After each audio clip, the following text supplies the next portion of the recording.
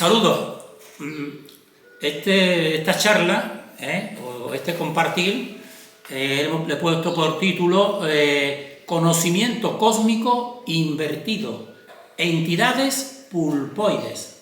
SET 7. SET significa comprensión esencial total, porque los vídeos que yo hago siempre van a buscar unos esquemas esenciales, tiene que ser lo más simple, pero no de una sola cuestión, de un artefacto, sino en realidad de la totalidad, ¿no?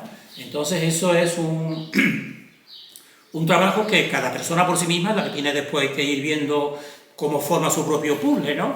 Entonces, en esta primera portada que estáis viendo aquí son los puntos que yo voy a ir desarrollando, porque viendo estos puntos, la explicación un poco teórica de ellas, cuando yo presente aquí artefactos concretos que se puedan manipular, pues entonces se podrá a lo mejor entender mucho mejor con este esquema de cómo funcionan, como yo entiendo hasta ahora, cómo funcionan pues las energías de esta dimensión, ¿no?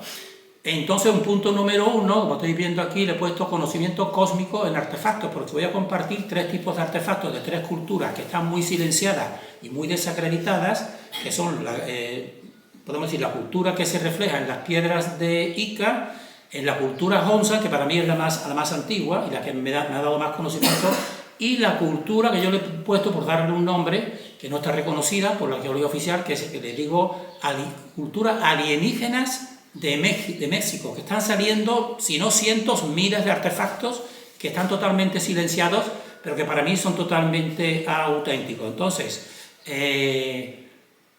esos artefactos, como se refleja precisamente el conocimiento del cosmos en ellos, porque están hechos con un conocimiento, yo creo, muy superior a lo que conocemos aquí. Entonces, por eso son los 3 puntos, en las piedras de Ica, que soy de rápido, en la cultura Honsa, que para mí la cultura Honsa tiene el origen de, podemos decir así, y esto los chinos lo saben, ¿no? Le hacen todos los años a la serpiente dragón, le hacen festivales, le hacen de todo, ¿no? Para mí es donde está el poder más antiguo, ahí, negativo, pero con mucho conocimiento, ¿no? Y los de México, que están apareciendo muchos ahora, que precisamente un artefacto de México, pues vaya a ver aquí, vaya a poder tocar, y vaya a ver también que produce también un efecto luminoso, pues también muy singular, ¿no? Que yo solamente lo veo en esto, porque la tecnología pues, es superior a la que nos permiten, ¿no? Y después un último punto, como el artefacto que yo voy a traer es una caja, que yo le digo una caja de conocimiento, pero que tiene reflejado a una entidad, yo le digo infradimensional, no humana, pero que por lo visto tenía mucho poder, de la cual incluso hay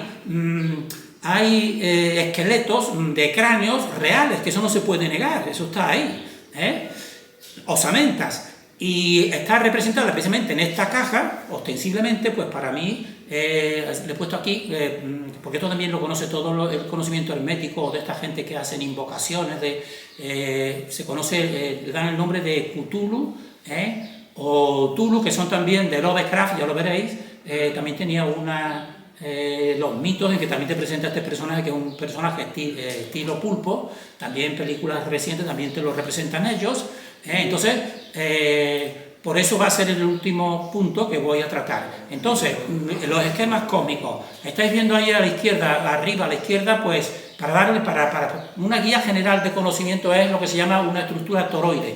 Entonces, para mí, todos son líneas curvas, como estáis viendo ahí, y entonces ese podemos decir que nos sirve de guía para poder interpretar todo, ¿no? Entonces, en esa parte interior del toroide, tenéis puesto, la parte interior la tenéis puesta a la derecha suya, que es una especie de tubo que se hace más estrecho y después se abre. Bueno, pues toda esa parte interior es la parte que está en una vibración superior a los otros 2 extremos, que son la parte de los 2 vórtices, y esa parte interior es la que nunca se ve. Por eso aquí mismo no la estamos viendo. Y por eso siempre nos han dicho, eso es vacío, eso es la nave. ¿No? Yo siempre digo, no, el vacío no existe. Todos son simplemente estructuras más sutiles y más rápidas, y por eso nos parece vacío, pero el vacío no existe. Y precisamente eso de esa parte es donde está ese centro, que también ese centro lo separa todo en 2 vórtices. Y entonces ese centro yo también le digo barrera de separación, que después yo me he enterado que también un tal Ferlini también le llamaba barrera, pero lo decía barrera magnética, que también se ve reflejada en todo lo que son imanes y lo que es toda la creación, que es donde desde esa parte más sutil crea las otras dos en muchos niveles, pero siempre el mismo procedimiento. Por eso para mí yo me maravillo como una fuente pues hace un esquema trinitario muy simple, ella en un centro, una vibración mayor, y crea dos polos, y a raíz de ahí todo ese es el mecanismo. Como tenéis puesto a la derecha, la tercera parte de ahí arriba, le he puesto una línea para destacar ese punto central, que es la barrera esa, donde sobre todo se emite. Después los dos vórtices esos van en movimientos opuestos, porque tiene que ser todo opuesto, a opuesto pero complementario. Entonces ya son dos polos y es como una especie de balance, y hay que guardar siempre un equilibrio. Aunque al final de determinadas épocas como esta, eso ya se viene repitiendo en ciclo tras ciclo, parece que entonces las entidades que han disimulado más ponen toda la carne en el asador y entonces van desequilibrando, hasta que después se produzca pues una separación y se produzca un reseteo nuevo, ¿no? Entonces esa misma barrera de separación que tengo yo puesto ahí abajo a la izquierda, pues se presenta. Tenemos la suerte que en el reino mineral pues también existe un fractal suyo, que es un campo magnético, que es los imanes, porque lo que estáis viendo a la izquierda es un imán. Yo lo he puesto destacado para que se vea en amarillo esa parte central de esa barrera de separación, cómo separa dos polos, y en un imán, si veis la rayadura, veréis que en realidad son las líneas de fuerza que no se ven. Y a la derecha del todo, una estructura que es la que vais a ver en la caja esta, que vais a ver, decir, bueno, ¿por qué en el centro está esa estructura que es el doble tetraedro que estáis viendo a la derecha? ¿Cómo es que está? Porque esta gente sabía que esa estructura cósmica es de la más importante de reflejar mediante una forma física y líneas rectas precisamente el esquema de todo este conocimiento, que son dos tetraedros. Un tetraedro es la figura en volumen más simple que hay. ¿Y la fuente de qué tiene que partir? De lo simple. Pero esta gente siempre es como un subcomplejo. No. Un tetraedro es como una pirámide de tres caras con su base. Esa es la más simple volumen que hay. Si coges, como todo tiene que ser doble, pues si coges dos y las insertas, pues ese es lo que tenéis puesto ahí abajo a la derecha, el doble tetraedro insertado. Y lo vais a ver en esta caja, que lo tenían puesto, y es más, lo vais a ver que está metido dentro de una estructura cuadrada, que es el cubo de Saturno, que se le llama también, porque mediante el cubo de Saturno, como está en la cava y en todos los sitios reflejados que vais a ver, es como ellos, en un espacio limitado, quieren hacer, bueno, lo hacen, como esta habitación, ponen los 8 vórtices y con su tecnología hacen maravillas, pero dentro ilimitadamente, lo que la fuente lo hace en todo, ellos lo hacen así, por eso se van juntando. Entonces eso fue quizás el artefacto que yo me preocupé de adquirir, que es el primero que vais a ver, el primero que adquirí, porque cuando todo esto yo lo tenía decodificado ya mucho antes de que aparecieran estos artefactos incluso, ¿no? Cuando yo lo vi reflejado en esa caja, en el centro, con su parte cuadrada, que es el cubo, y en obsidiana, y la cosa del tipo pulpoide, pues yo dije, pues yo tengo que tener ese, porque para mí, llevo mucho tiempo, sé que tal y cual. Al que lo encargué incluso dijo, mira, yo es que no estoy ahora mismo en el sitio ese que está el artefacto, yo estoy en Monterrey, hasta que no vaya allí dentro de un mes. Digo, bueno, resérvamelo, aunque me cueste porque tengo mucho interés, que es el que vaya a ver ahora, ¿no? Que también tiene efectos luminosos, ¿no? Entonces, esto es lo que voy a ir ahora yo desarrollando. Entonces, lo tenéis, eso que digo, lo tenéis aquí abajo a la izquierda. Eso es lo que vais a ver y podéis tocar en obsidiana. Unos piquitos al transporte se fastidió un poquito, menos mal que solamente unos trocitos pequeños, que ese es dos tetraedros, que son dos simples, cómo se insertan, y entonces eso sería el movimiento de todo este cosmos. ¿Y a partir de qué? Pues a partir de esa parte central, que es la fuente que te hace ese muro de separación, que es el mismo que está en todo imán. En todo imán se le llama el muro de Bloch. Tú coges partículas de hierro, las lanzas a un imán, y entonces unas van para un polo disparada y otras van para otro polo. Pero si cae alguna exactamente en el centro, se queda ahí en equilibrio, porque esa es la parte del equilibrio de la fuente que ha caído ahí. Nada más que la muevo un poquito, se va para uno o para otro.